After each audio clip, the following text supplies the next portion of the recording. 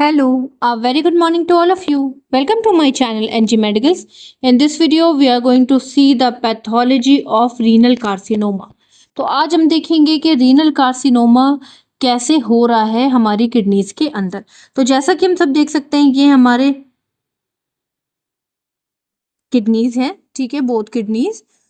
कैसे हो रहा है? कार्सिनोमा मीन्स होता है कैंसर, रीनल मीन्स होता है किडनी। किडनी के अंदर किस तरह से कैंसर फैल रहा है आज देख लेते हैं। ओके, तो सबसे पहले एज ऑलवेज इटियोलॉजी की वजह से, ठीक है, इटियोलॉजी मीन्स होता है कॉजेज। ऐसे कौन से कॉजेज हैं जिसकी वजह से रीनल कैंसर हो सकता है? बहुत सारे कॉजेज हैं। फॉर एग्जाम्पल इंजरी हो रही है, मल्टीपल इंजरी हो रही है रीनल में, या एज की वजह से हो रहा है, या प्रीवियस हिस्ट्री है, या डायबिटीज है, या ओबिसिटी है। ऐसे बहुत सारे कॉजेज हैं, लेकिन आज हम एक कॉज को लेकर के पूरा एक्सप्लेन करेंगे। हम लोग देखेंगे कि कैसे कैंसर हो रहा है। तो for example and stage renal disease एक कॉज ले लेते हैं। एंड स्टेज रीनल डिजीज को आप रीनल फेलियर भी बोल सकते हो, ठीक है, रीनल फेलियर भी बोल सकते हो। तो किसी भी रीनल फेलियर की वजह से प्रॉब्लम क्या होगी? हम सब जानते हैं रीनल फेलियर में रीनल को बहुत ज्यादा इंजरी हुई है, इसलिए कहीं ना कहीं रीनल यानी किडनी फेलियर हुआ है, ठीक है। तो मान लीजिए इस पूरी किडनी में मल्टीपल टाइम्स या मल्टीपल इंजरी हुई है, ठीक है। यहाँ पे मान लेते हैं यहाँ पे कहीं ना कहीं इंजरी बार बार हो गई है, जिसकी वजह से रीनल फेलियर हुआ है। अब जब इंजरी होगी तो सिंपल सी चीज है, क्या होगा प्रॉब्लम? सेल्स की डेथ होगी, ठीक है। तो इंजरी होगी तो कहाँ पे होगी? सेल्स के अंदर इंजरी होगी, ठीक है, सेलुलर इंजरी, ठीक है। तो रीनल फेल क्यों हुई थी? क्योंकि सेलुलर इंजरी हुई थी, सेल्स के अंदर इंजरी हुई थी। सेलुलर इंजरी होने की वजह से जो सेल है, रीनल की बात करेंगे, रीनल सेल है वो डैमेज होगा, ठीक है। हम सभी जानते हैं कि सेल जो है वो छोटे छोटे मॉलिक्यूल से मिलके बना होता है, छोटी छोटी मॉलिक्यूलर चेन से मिलके बना होता है, ठीक है। ये हो गए मॉलिक्यूल्स छोटे छोटे। जब एक सेल पे अटैक होगा जो या एक सेल डैमेज होगा तो इसके मॉलिक्यूल्स क्या होंगे? इस सेल से टूट करके बाहर आ जाएंगे, ठीक है। जब ये सेल डैमेज हुआ तो इसके मॉलिक्यूल्स क्या हुआ? टूट करके बाहर आ गए। जब ये मॉलिक्यूल्स टूट करके बाहर आ गए तो ये एक तरह के इन्फेक्टेड मॉलिक्यूल्स हो गए, ओके। इन मॉलिक्यूल्स में क्या हो गया? इंजरी हो गई या इन्फेक्टेड मॉलिक्यूल्स हो गए। अब ये मॉलिक्यूल्स जितने भी सेल्स को जाकर के टच करेंगे या अटैक करेंगे तो वो सारे सेल्स क्या हो जाएंगे? डैमेज हो जाएंगे। इसी तरह से दूसरे सेल से भी बाकी मॉलिक्यूल निकलेंगे, बाहर निकल आएंगे डैमेज सेल से, और वो मॉलिक्यूल्स जाकर के दूसरे सेल्स को जाकर के डैमेज करेंगे। तो इस तरह से मल्टीपल सेलुलर इंजरी होने के चांसेस बढ़ जाएंगे। तो जब मल्टीपल सेलुलर इंजरी होगी, ठीक है, तो इन मॉलिक्यूल्स को हम लोग क्या बोलेंगे? Free radicals. फ्री रेडिकल्स हम इन्हें बोलेंगे, ठीक है। इन मॉलिक्यूल्स को क्या बोलोगे? Free radicals. तो जितने भी सेल्स डैमेज हुए, जितने भी सेल्स में इंजरी हुई, उनका रिजल्ट क्या निकला? वहां से निकले फ्री रेडिकल्स। जब ये फ्री रेडिकल्स नंबर्स में बहुत ज्यादा इंक्रीज हो जाएंगे तो उनको हम लोग क्या बोलेंगे? फ्री रेडिकल्स का ओवरलोड हो गया। तो हम इन्हें ओवरलोड ना बोल करके क्या बोल सकते हैं? Oxidative stress, increase in oxidative stress, ठीक है। चाहे आप इंक्रीज इन ऑक्सीडेटिव स्ट्रेस बोल दो, चाहे आप ओवरलोड फ्री रेडिकल्स बोल दो, दोनों सेम बातें हैं। जब इतना ज्यादा ऑक्सीडेटिव स्ट्रेस बढ़ जाएगा या फ्री रेडिकल्स बढ़ते चले जाएंगे तो वो क्या करेंगे? बाकी सेल्स को भी हार्म करेंगे। और सेल्स के अंदर क्या होता है? बहुत सारी चीजें होती हैं। मेनली हम यहाँ पे डीएनए की बात करेंगे, ठीक है। तो सेल्स के अंदर मेनली क्या है? डीएनए। तो जितने भी सेल्स रप्चर हो रहे हैं या डैमेज हो रहे हैं उनका डीएनए भी डैमेज हो रहा है। तो जब डीएनए डैमेज होगा तो डीएनए म्यूटेशन होने के चांसेस बढ़ जाएंगे। डीएनए म्यूटेशन का मतलब ही होता है डीएनए एबनॉर्मेलिटी। हर सेल के अंदर अपना डीएनए होता है, ठीक है, हर सेल के अंदर अपना डीएनए होता है। ये हो गया हमारा डीएनए का स्ट्रक्चर। अब ये डीएनए जो है वो बहुत सारे मल्टीपल जीन से मिलके बना होता है, ठीक है, मल्टीपल जीन से मिलके बना होता है। हम सभी जानते हैं डीएनए किससे मिलके बना होता है, कई सारे जीन से मिलके बना होता है। तो सिंपल सी चीज ये है कि जब सेल्स की डैमेज होगी, सेल्स की इंजरी होगी, तो सेल की इंजरी के साथ उनके डीएनए भी डैमेज होंगे। डीएनए डैमेज होंगे तो डीएनए किससे मिलके बना हुआ है, जीन से मिलके बना हुआ है, तो यहाँ पे जीन भी डैमेज होगा। ठीक है, क्लियर हो गया, यहाँ पे जीन भी डैमेज होगा। अब हम सारे जीन की बात नहीं करेंगे क्योंकि एक डीएनए बहुत सारे जीन से मिलके बना होता है, बहुत सारे छोटे छोटे जीन से मिलके बना होता है। ठीक है, हम यहाँ पे सिर्फ उन जीन की बात करेंगे जो कि कैंसर को रोकने के लिए या कैंसर के लिए रिस्पॉन्सिबल होंगे। ठीक है, तो मेनली हम यहाँ पे 4 जीन्स की बात करेंगे। ठीक है, मेनली हम यहाँ पे 4 जीन की बात करेंगे। ठीक है, जो कि कैंसर के लिए रिस्पॉन्सिबल होंगे या कैंसर को स्प्रेड करने के लिए आगे चल करके रिस्पॉन्सिबल होंगे। पहले जीन की बात कर लेते हैं। तो पहले जीन है हमारा HGF, ये जीन का नाम है HGF। ओके,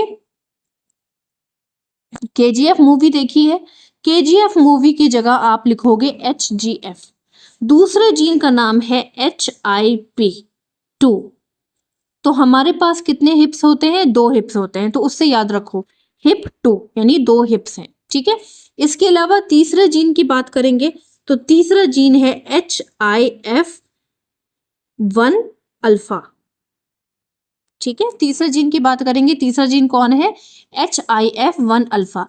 तो HIF कैसे याद रहेगा, HIP याद रहेगा हिप, तो HIP की जगह HIF लिख दो, 1 अल्फा लिख दो। ठीक है, इसके अलावा चौथे जीन की बात करेंगे, नॉट फॉर किरण, मैंने ऐसे याद किया है NFK, नॉट फॉर किरण। इस तरह से चारों जीन हम लोग याद रखेंगे। पहला जीन KGF की जगह HGF, दूसरा जीन हिप, कितने हिप्स होते हैं हमारे पास, 2 हिप्स होते हैं। तीसरा जीन हिप की जगह HIF लिख देना, 1 अल्फा याद रखना। चौथा जीन नॉट फॉर किरण। ठीक है, तो ये 4 जीन जो है वो हमारे सेल्स के अंदर होते हैं।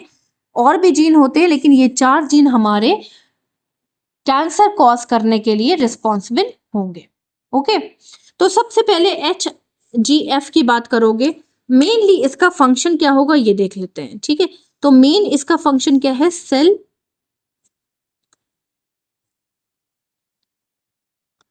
प्लोरीफिरेशन। ठीक है, सेल्स को फैलाने का काम है। सेल प्लोरीफिरेशन मतलब सेल को फैलाना, इनका भी सेम काम है सेल प्लोरीफिरेशन। ठीक है, इनका भी सेम काम है सेल प्लोरीफिरेशन। ठीक है, समझ गए, बट इसका काम क्या है, इसका काम है सेल डिवीजन।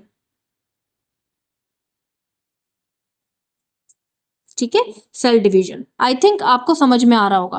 पहले का काम भी था सेल प्लोरीफिरेशन मतलब सेल्स को फैलाना, तीसरे वाले का काम भी था सेल प्लोरीफिरेशन मतलब सेल्स को फैलाना, चौथे वाले का काम भी था सेल प्लोरीफिरेशन मतलब सेल को फैलाना।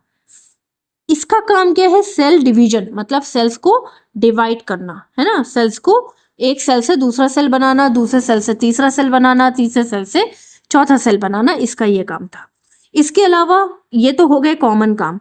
अब अगला काम क्या है इनका, सेल डिफरेंशिएशन।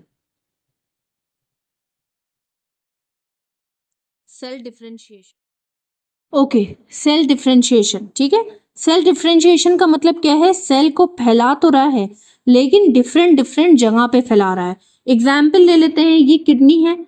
ठीक है, ये किडनी के सेल्स का जो साइज है वो अलग है। किडनी से ये अटैच, ये है पैल्विक एरिया। ठीक है, किडनी की पैल्विस से किडनी का ही पार्ट है। ठीक है, किडनी की पैल्विक एरिया के सेल्स का साइज अलग है। फिर उसके बाद किडनी के पाइप्स आ जाते हैं, ये पतले पतले पाइप्स, इनको बोलते हैं यूरेटर्स। किडनी के यूरेटर्स का साइज, सेल्स का साइज अलग है। तो किडनी की सेल्स जब बन रहे हैं तो वो अपनी अपनी जगह पे जा रहे हैं। जो पैल्विक के सेल्स हैं वो पैल्विक एरिया में चले जाएंगे, जो किडनी के अंदर के सेल्स हैं वो किडनी एरिया में चले जाएंगे, जो किडनी के यूरेटर्स के सेल्स हैं वो किडनी के यूरेटर एरिया में चले जाएंगे। इस तरह से सेल्स कैसे हो रहे हैं, सेल डिफरेंशिएशन हो रहा है। ठीक है, सेल को फैलाने का काम भी कर रहा है और उनको डिफरेंशिएशन का भी काम कर रहा है कि कौन से सेल कहाँ पे किस तरह के बनेंगे। ठीक है, इसके अलावा cell migration, cell migration, migration मतलब डिफरेंशिएशन मतलब कौन से सेल किस तरह के बनेंगे, माइग्रेशन मतलब सेल को पहुंचाने का काम। अब मान लो यहाँ पे कई सारे तरह के सेल बन गए, अलग अलग शेप के सेल बन गए। ठीक है, इनको क्या बोलेंगे, सेल डिफरेंशिएशन, अलग अलग तरह के सेल का फॉर्मेशन। ठीक है, माइग्रेशन मतलब अब ये वाले सेल अगर इस एरिया के हैं तो ये वाले सेल इस एरिया में चले जाएंगे, ये वाले सेल किडनी के अंदर के हैं तो ये वाले सेल किडनी के अंदर चले जाएंगे, ये वाले सेल अगर पैल्विक एरिया के हैं तो ये वाले सेल पैल्विक एरिया में चले जाएंगे। इनको हम बोलते हैं सेल माइग्रेशन। ठीक है, तो HGF का काम क्या है, सेल को फैलाना, लेकिन कैसे फैलाना, जो सेल जहां के हैं उनको वहां पे माइग्रेट कर देना यानी पहुंचा देना। आई थिंक आपको इसका काम क्लियर हुआ होगा। ठीक है, अब हम देखते हैं, इसका काम तो हमें समझ में आ गया कि भाई सेल को डिवाइड करने का, सेल एक सेल से दूसरा सेल बनाने का काम है। इसका काम देख लेते हैं। इनका काम ये भी है कि ये O2 को मैनेज करते हैं।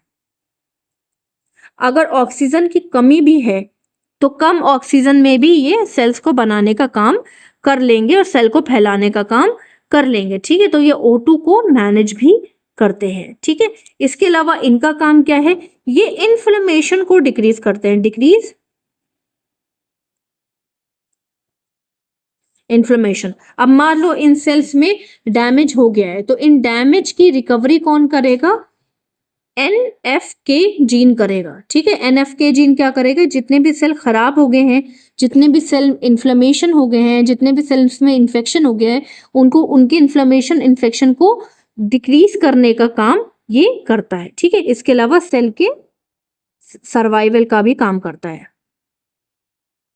सेल को सर्वाइव कराने का भी काम करता है। भाई सिंपल सी चीज है कि सेल को सर्वाइव कराएगा, कैसे कराएगा, जब उसके अंदर का इन्फेक्शन हटाएगा, उसके अंदर का इन्फ्लेमेशन हटाएगा। ठीक है, इसके अलावा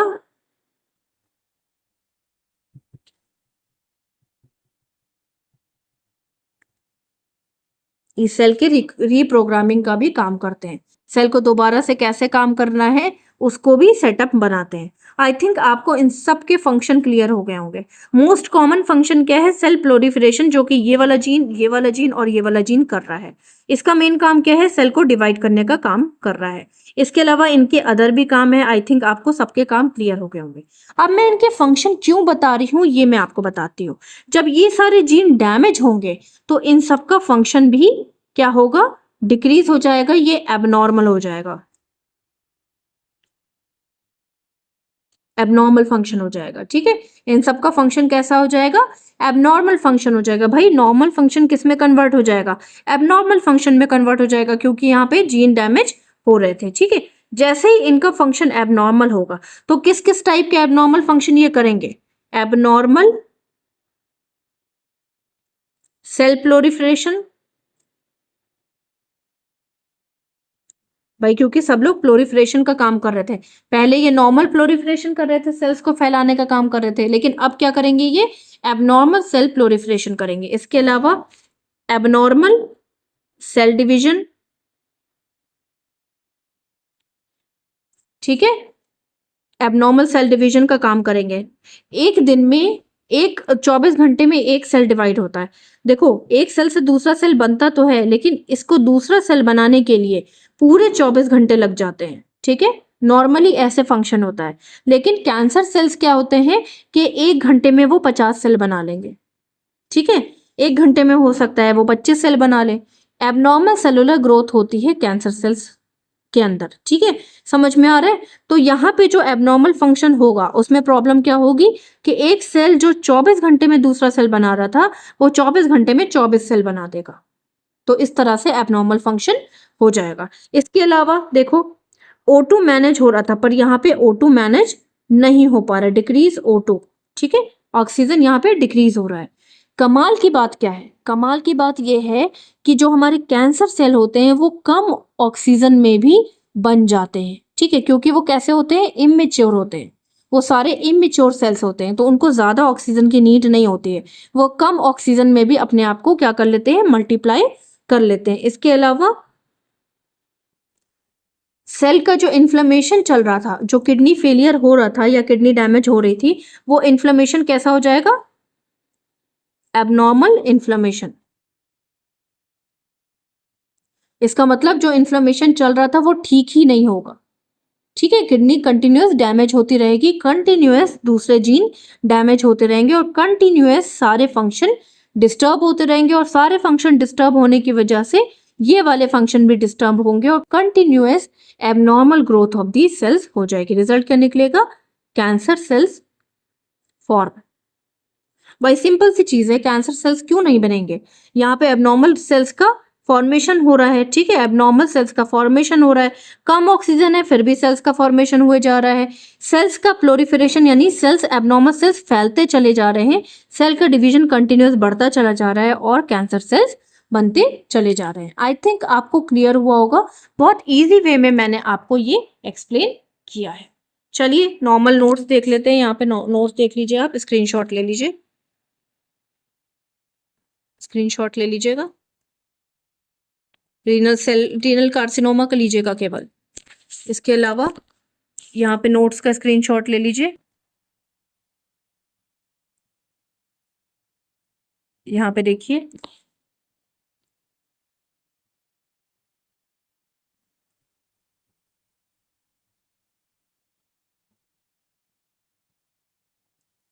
कंटिन्यूअस प्लोरिफरेशन हो रहा है फिर कार्सिनोमा हो जा रहा है, ठीक है। तो इस तरह से हमारा कैंसर फैलता चला जा रहा है। आई थिंक आपको क्लियर हुआ होगा। Thank you so much, have a nice day.